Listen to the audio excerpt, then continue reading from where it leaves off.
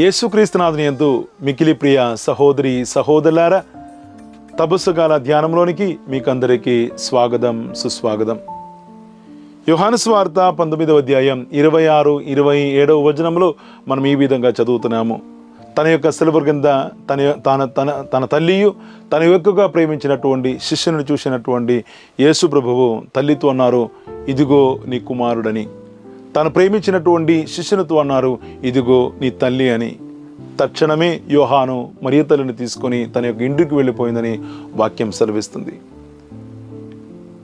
యేసు ప్రభువు ఈ లోకములో జీవించిన తర్వాత పరలోకానికి వెళ్ళిపోతున్నటువంటి సమయంలో కలవరపడుతున్నటువంటి శిష్యులతో చెప్పినటువంటి మాటనేది, నేను మిమ్మల్ని అనాథులుగా విడువనని.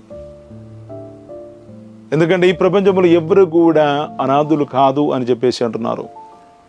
యోహాను సువార్త 5వ అధ్యాయం 1 నుంచి 12 వరకు ఉన్నటువంటి వచనములో ఆ పక్షపాతముతో పడి ఉన్నటువంటి వ్యక్తి తన యొక్క రోగావస్థ యేసు ప్రభుతో చెప్పేదానికంటే ఎక్కువగా తాను అనుభవించినటువంటి ఈ ఒంటరితనాన్ని గురించి ఆయన తెలియపరుస్తున్నారు. దేవదూత నీటిని కదిలించినప్పుడు నన్ను ఆ యొక్క నీటిలోనికి దించేవాడు ఇవ్వడలేదని. ప్రియమైన సహోదరులారా, ఈ యొక్క వాక్యం మనకు సెలవిచ్చేది, మన ఎవ్వరు కూడా అనాథులుగా కాదు అని మనకు తోడుగా ఒక తల్లిని దేవుడు ఇచ్చి ఉన్నారు.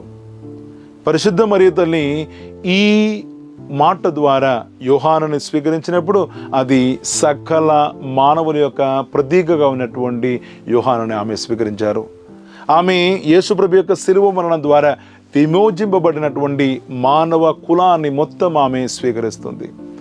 ఆమె స్వీకరించిన తర్వాత వారందరిని కూడా మళ్ళీ ఆ రక్షణలోనికి సిద్ధం చేస్తుంది. అందుకే మనం యోహాను సువార్త 2వ అధ్యాయంలో కానాపల్లో ఉన్నటువంటి ఆ పెళ్లిలో ఆమె యొక్క సాన్నిధ్యం ద్వారా ఆ కుటుంబాన్ని వారు అనుభవించినటువంటి వేదన నుంచి, వారు అనుభవించినటువంటి అవమానం నుంచి, వారు అనుభవించినటువంటి సకల విధ దుఃఖముల నుంచి బయటకు రావడానికి ఆమె ప్రేరేపణ కలిగించి వారికి తోడ్పడుతూ వారిని సిద్ధం చేసుకున్నారు. యేసుప్రభు యొక్క మరణం తర్వాత భయముతో వణికిపోయినటువంటి శిష్యులందరినీ కూడా చేరబిలిచి మేడగదిలో వాళ్ళతో కలిసి ప్రార్థించి వారిని పవిత్రాత్మక అభిషేకం పొందడానికి ఆమె సిద్ధం చేస్తుంది. ప్రియమైన సహోదరులారా, కావున మన యొక్క జీవితంలో మనం అనాథులుగా లేము అని చెప్పేసి, మనం అనాథులు కాము అని మనకు తెలియపరుస్తూ పరిశుద్ధ మరియ తల్లిని మనకిచ్చి ఆమె మనల్ని బలపరుస్తున్నట్టు మనం చూస్తూనే ఉన్నాము. పరిశుద్ధ మరియ తల్లిని స్వీకరించినటువంటి యోహాను యొక్క జీవితంలో కూడా మార్పులు వచ్చినట్లు మనం యోహాను గారి యొక్క జీవిత రీతిని మనం చూసినట్లయితే మనకు అర్థమవుతుంది. యేసుప్రభు యొక్క శిష్యులలో అన్నిటికంటే చిన్నవాడైనటువంటి యోహాన్ ఈ యవ్వన కాలంలో ఉన్నటువంటి సకల విధ ఆవేశముతో నిండినటువంటి ఒక వ్యక్తి. ఆయన తన యొక్క సమూహంలో, శిష్యుల యొక్క సమూహంలో పేరు ప్రతిష్ట కోసం ఎదురు చూస్తున్నటువంటి యోహానుని మనం చూస్తూనే ఉన్నాము. ప్రభువా, నీ యొక్క రాజ్యములో నీ ఎడమ నీ కుడి వైపున కూర్చున్న భాగ్యం నాకు ఇవ్వమని చెప్పేసి యేసు ప్రభు దగ్గర ప్రాధేయపడుతున్నటువంటి యోహానుని, అతని యొక్క సోదరుడిని మనం చూస్తూనే ఉన్నాము. పేరు కోసం, ప్రతిష్ట కోసం ఎదురు చూస్తున్నటువంటి యోహానుని అక్కడ మనం చూస్తూనే ఉన్నాము.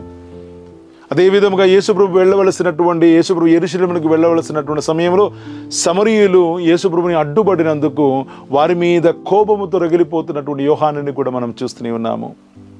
ప్రభువా, మేము ప్రార్థించి పరలోకం నుంచి అగ్నిని వర్షించి వీరిని నాశనం చేయదు అని చెప్పేసి యేసుప్రభుతో కోపముతో మాట్లాడుతున్నటువంటి ఆ సమరీయుల మీద ఉన్నటువంటి కోపాన్ని యేసుప్రభుతో చెప్పుతున్నటువంటి యోహానుని మనం చూస్తూనే ఉన్నాము. కానీ ఎప్పుడైతే అతని యొక్క జీవితంలోనికి యేసుప్రభు మరియ తల్లి వచ్చిందో, ఎప్పుడైతే ఆమె తన యొక్క తల్లిగా స్వీకరించుకొని తన యొక్క ఇంటిలోనికి తీసుకెళ్లారో, ఆ యోహానులో వచ్చినటువంటి మార్పుని ఆదివారం తెల్లవారుజామున మనం చూస్తూనే ఉన్నాము. యేసుప్రభు యొక్క ఉత్థాన సందేశాన్ని అందుకున్నటువంటి పేతురు గారు, యోహాను గారు యేసుప్రభు యొక్క సమాధిలోనికి పరుగెడుతున్నట్టు మనం చూస్తూనే ఉన్నాము. యవ్వనస్తులైనటువంటి యోహాను పేతురు గారి కంటే ముందు పరుగెత్తుకున్నా కానీ ఆయన మాత్రం పేతురు గారి కోసం ఎదురు చూస్తున్నట్లు, పేతురు గారి యొక్క రాకడ కోసం ఎదురు చూస్తున్నట్లు ముందుగానే పేతురు గారిని లోనికి పంపుతున్నట్టు మనం చూస్తూనే ఉన్నాము.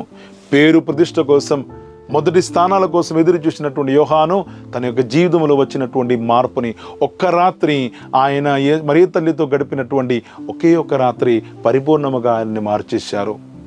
ఏ వ్యక్తి అయితే తన యొక్క పేరు తనకు ప్రతిష్ట కావాలని కోరుకుంటున్నారో చివరికి వచ్చేసరికి మనం చూస్తూనే ఉన్నాము, ఆయన తన యొక్క పేరును కూడా చెప్పలేక ఆయన ఇంకొక శిష్యుడు వేరొక శిష్యుడు అని చెప్పేసి తన యొక్క పేరును కూడా బహిరంగ చెప్పడానికి ఇష్టం లేనటువంటి ఒక స్థితిలోనికి ఆయన ఎదుగుతున్నారు. ప్రియమైన సహోదరులారా, దేవుడు మనకిచ్చినటువంటి గొప్ప వాగ్దానమే తన యొక్క తల్లి. మనల్ని అనాథగా విడవడానికి ఇష్టం లేనటువంటి యేసుప్రభు మనకిచ్చినటువంటి ఒక వాగ్దానమే మన తల్లి. కావున యోహాన్ లాగా మనము కూడా ఆమెని విశ్వాసంతో మనం స్వీకరించుకుందాం, ప్రేమతో మనం స్వీకరించుకుందాం. ఆమె మేడగదులు ఉన్నటువంటి అపస్తోలుని, భయంతో వణుకుతున్నటువంటి అపస్తోలుని పవిత్రాత్మని స్వీకరించే విధముగా తీర్చిదిద్దారండి. కానాపల్లో ఉన్నటువంటి ఆ కుటుంబం యొక్క పరిస్థితిలో వారిని దేవుని యొక్క ప్రీతికి పాత్రులుగా చేసినట్లయితే, ప్రియమైన సహోదరులారా, మనం మన యొక్క జీవితంలోనికి ఆ మరియతలను స్వీకరించుకునేట్లయితే, మనం మన యొక్క జీవితంలో ఆమెను స్వీకరించినట్లయితే మనల్ని కూడా ఆమె మార్చేస్తుంది. మనల్ని కూడా దేవుని యొక్క ప్రీతికి పాత్రమైనటువంటి కుటుంబముగా మార్చేస్తుంది. కావున సంతోషముతో మనం ఆమెను స్వీకరించుకొని మన యొక్క భవనానికి మనం తీసుకెళ్తాం. దేవుని యొక్క ఈ వాగ్దానాన్ని మనం పొందడానికి మనల్ని పాత్ర చేయమని మనం ప్రార్థన చేసుకుందాం. దేవుడు మనందరినీ ధారాళముగా దీవించును గాక, ఇప్పుడును ఎప్పుడును ఎల్లప్పుడును. ఆమేన్.